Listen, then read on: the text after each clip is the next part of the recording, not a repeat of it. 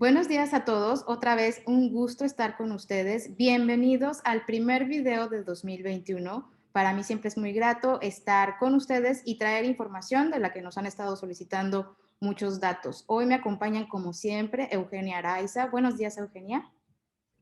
Hola, hola a todos, buenos días. Y hoy tenemos con nosotros a una amiga de la casa, a Anilú Sánchez Prat. Ella tiene 32 años, 10 años como nutrióloga y 8 como educadora en diabetes. Ella se dedica a la atención de pacientes de manera particular, es entrenadora certificada de producto, o sea, especialista en el manejo de microinfusoras, bombas de insulina y medidores continuos de glucosa en Medtronic Diabetes México. Y disfruta mucho brindando educación en diabetes en cualquiera de sus tipos, aunque más específicamente tipo 1, porque ella también vive con la condición. Bienvenida, Anilu, muchas gracias por aceptar nuestra invitación. No, al contrario, muchas gracias por invitarme. ¿Cómo están? Bien, bien. Bueno, somos colegas y sabemos que la alimentación es un papel, bueno, tiene un papel importante en el manejo de la diabetes tipo 2, pero ¿nos podrías ayudar y decirnos cuál es este papel tan importante y por qué es tan importante la alimentación en el manejo de la diabetes tipo 2? Bueno, la alimentación juega un papel muy importante por varias razones. Entre ellas, sabemos que los alimentos, dependiendo de su composición, pues impactan directa o indirectamente a nuestros niveles de glucosa. Entonces, ¿a qué me refiero con esto? A que, por ejemplo, los alimentos con carbohidratos o ricos en carbohidratos van a tener un impacto directo, o sea, lo vamos a ver directamente así en nuestra glucosa prácticamente 15 minutos después de consumirlos, dependiendo del tipo de carbohidratos. Pero, ¿qué pasa si mezclamos este tipo de alimentos con alimentos ricos en grasas o proteínas? Entonces ahí ya este tipo de nutrientes van a tener un impacto indirecto porque van a cambiar la forma en la que se absorben los carbohidratos, por ejemplo, el tiempo, ¿no? Si comemos algo con mucha grasa y lo mezclamos con carbohidratos, a lo mejor no vamos a ver el efecto inmediato, lo vamos a ver un poquito más tardado. Entonces, ¿por qué es importante conocer esta información? Pues que nosotros sepamos esto nos va a dar el poder en el manejo de nuestra diabetes. Hay múltiples factores que van a cambiar nuestros niveles de glucosa y unos de estos factores nosotros no los podemos controlar. Sin embargo, si tenemos el conocimiento de cuál es el plan de alimentación más adecuado para nosotros, esto nos va a dar herramientas para que tengamos un mejor manejo de nuestra glucosa.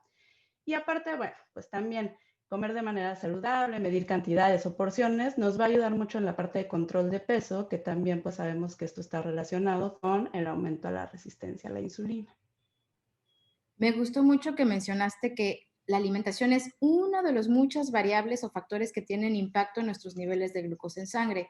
Y muchos de nuestros lectores con frecuencia se acercan haciendo preguntas sobre alimentos específicos o planes de alimentación específicos. Por ejemplo, hay mucha gente que cree o que ha recibido la instrucción de no consumir sandía, por ejemplo, ¿no? O muchas personas que han recibido la instrucción de no consumir hidratos de carbono, punto, ¿no? Si fuera alguien recién diagnosticado y que no supiera por dónde empezar, hacemos mucho énfasis en que hay que visitar siempre a un profesional de la salud que se especialice en alimentación, en este caso con ustedes, las nutriólogas, pero no todo el mundo tiene esa capacidad, y más ahora en tiempos pandémicos. Si las personas estuvieran interesadas en empezar a cuidar su alimentación, ¿qué aspectos dirías tú que son los más importantes o los más sencillos para cuidar si vivimos con diabetes? Pues principalmente las cantidades que comemos. Debemos de saber cuánto es lo adecuado para nosotros, para cada uno, porque no significa que si Juanita come tal cantidad, yo tengo que comer esa misma cantidad que Juanita. Entonces, es importante enseñar a las personas que viven con diabetes a tener variedad, a hacer combinaciones saludables. Muy particularmente, yo creo que sí tenemos que cuidar el consumo de hidratos de carbono, no quitarlos por completo, porque sí es verdad eso que se van pues a un extremo, sino más bien aprender a contarlos, a elegir qué tipo de carbohidratos consumir, sí pensar en toda esta parte como de el índice glucémico, el impacto que va a tener en nuestra glucosa, ¿no? O sea, como que vayamos aprendiendo alimento con alimento, identificando qué alimento nos va pegando más en nuestra glucosa que otros, porque a lo mejor el alimento que a mí me afecta, a Eugenia no, o a ti no, y somos totalmente diferentes, ¿no? O sea, mmm, por ejemplo, las almas, a mí en lo particular, me suben un montón, pero me pasa que a los pacientes no y les va súper bien, ¿no? Entonces, pues este tipo de cosas sí hay que saber identificarlo y autoconocernos. La sandía, por ejemplo, que es un alimento del que leemos muchísimo. Sí vemos que muchos de nuestros miembros y de nuestros lectores comentan sobre la sandía, y creo que el mango también, que es un alimento que les hacen como mucho énfasis en que no deben consumir. ¿Por qué sí o por qué no, Aníbal? Pues mira, la verdad es que yo no soy del punto en el de no consumas estas frutas. O sea, creo que la cantidad es la clave, eso es sí o sí, ¿no? Y lo que te digo, el autoconocimiento, o sea, puede ser que a lo mejor a mí la sandía me va muy bien, ¿no? Pero, y la manzana me suba un montón, aunque la manzana, la cáscara y la fibra y demás, o sea, esta parte yo creo que sí es bien importante. Es esta parte de conocer, ¿no? Y luego los miembros de nuestra comunidad nos platican mucho sobre las listas de alimentos o, por ejemplo, los planes prefabricados. ¿Es una buena opción? ¿No es una buena opción para seguir tu plan de alimentación? Digo, me queda claro con lo que acabas de decir, que todo es personalizado, pero ¿qué opinas al respecto? Mira, a mí sinceramente no me encanta la opción, ¿no? Sí es una opción que se puede seguir, sí, pero para mí lo que te decía, más personalizado es lo indicado. A mí me gusta hacer que el paciente aprenda, que participe. De hecho, algo que comento mucho en consulta con ellos es que pues es una condición que hasta el día de hoy nos va a acompañar por un largo rato. Entonces, ¿cuál es mi objetivo de brindarles esta parte de educación? No solamente educación en diabetes, sino también educación alimentaria, pues es que llegue ese punto en el que ellos se vuelvan tan expertos en su alimentación que ya no me vayan a necesitar. O sea, que a lo mejor ya nada más me hablen para decirme voy muy bien. Al principio, a veces sí les manejo como esta parte de los menús, pero también les manejo equivalentes. Es como para que vayan haciendo una combinación, se vayan dando una idea de qué combinaciones pueden hacer, de cómo pueden ir viendo los menús, de si lo están haciendo ellos correctamente o no. Pero ya de ahí en fuera, ellos se van haciendo como más expertos en la parte de los equivalentes.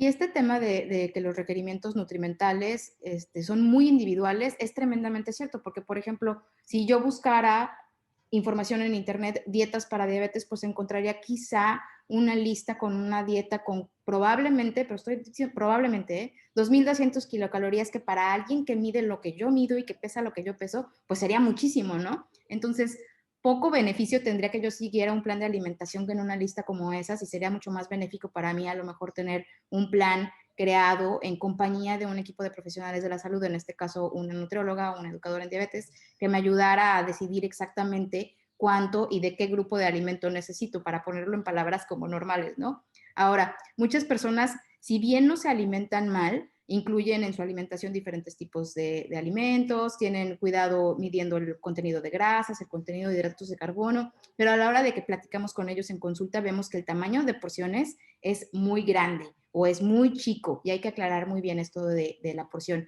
¿Qué es, en palabras sencillas, Anilú, una porción de un alimento?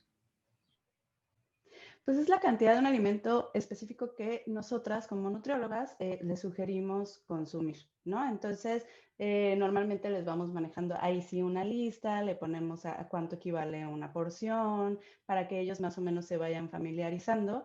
Esto es algo que con práctica van a ir aprendiendo. Entonces, pues es prácticamente así en palabras muy sencillas. ¿Y cómo podemos medir esas porciones con herramientas que podamos tener en casa? Porque digo, eso de saca la báscula y pesa es muy, o sea, sí, claro, así debería de ser, pero realmente no andamos cargando con la basculita para todos lados, ¿no?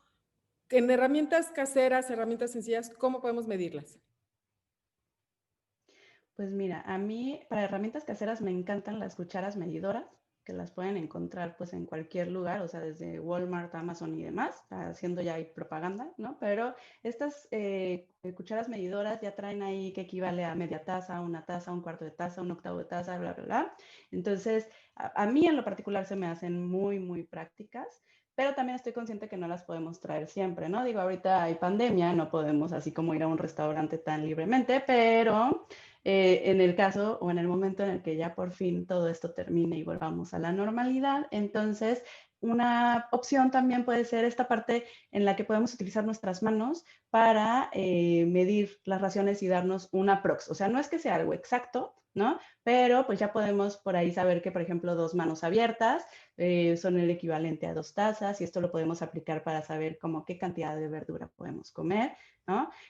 También que el puño cerrado puede ser el equivalente a una taza o que esta parte del dedo pulgar, como la punta del dedo pulgar es una cucharada, de los demás dedos una cucharadita. Entonces, estas son opciones que también pueden ser como bastante accesibles y prácticas, porque luego vamos a los restaurantes y nos quedamos así como que, ¿cuánto será? ¿A cuánto equivaldrá? Y no podemos hacer toda esta parte nos angustian, ¿no? Vamos a consulta con la nutrióloga y cuando nos da nuestro plan de alimentación y todo, pensamos así como, nunca más voy a poder ir a un restaurante porque no voy a saber calcular lo que tengo que comer. Esa es una parte. Y también existe el método del plato, ¿no? En el cual tú puedes dividir tu plato pensando como en un plato de 22, 23 centímetros de diámetro. Y bueno, ahí elegir, por ejemplo, que la mitad de tu plato sea de verduras, un cuarto de plato sea o contenga carbohidratos y el otro cuarto proteínas. Y como que ahí ya sabes que más o menos está equilibrado el asunto.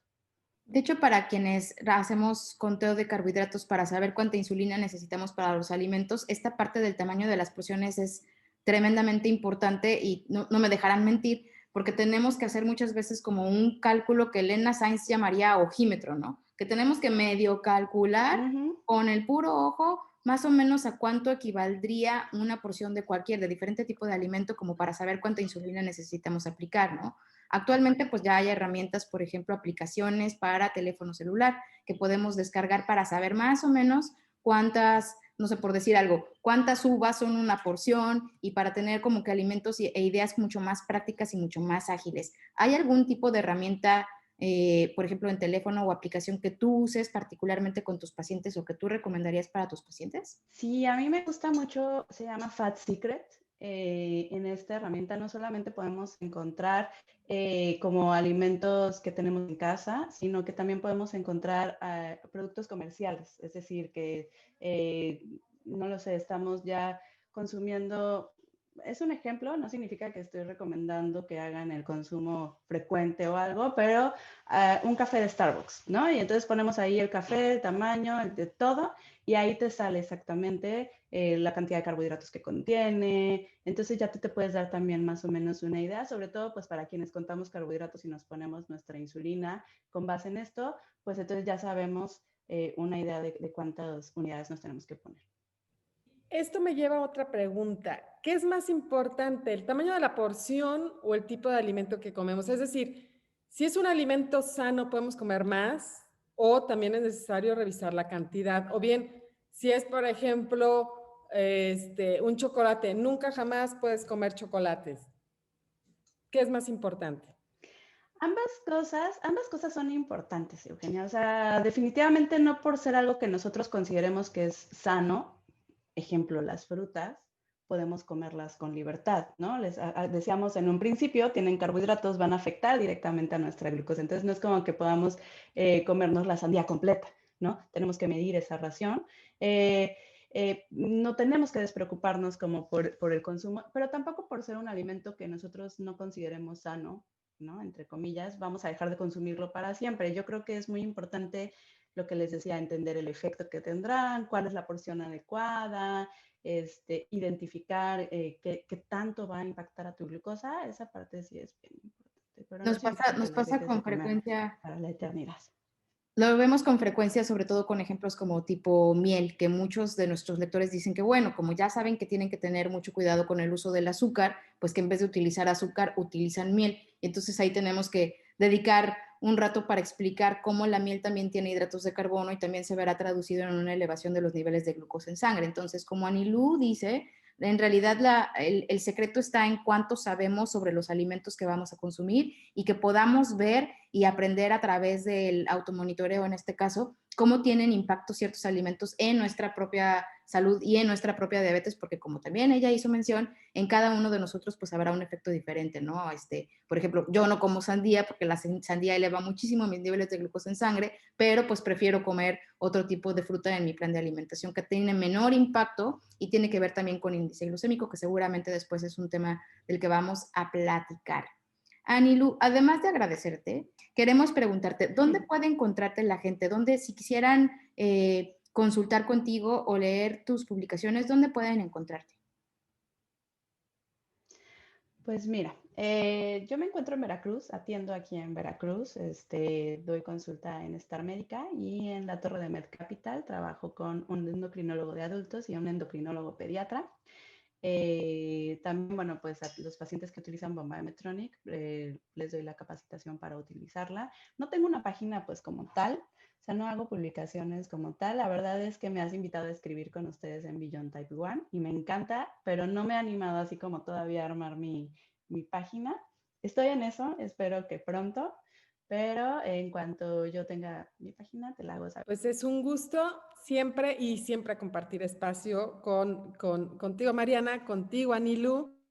Muchísimas gracias y a todos ustedes que nos siguen viendo, sigan al pendiente. Vamos a tener más videos este año. Si tienen algún tema que les interese, que necesitemos abarcar, escríbanos y nosotros nos aseguraremos de tener los especialistas adecuados para ese tema. Mil gracias nuevamente, Anilu. Gracias, Mariana. Nos vemos pronto. Gracias. Gracias a ustedes.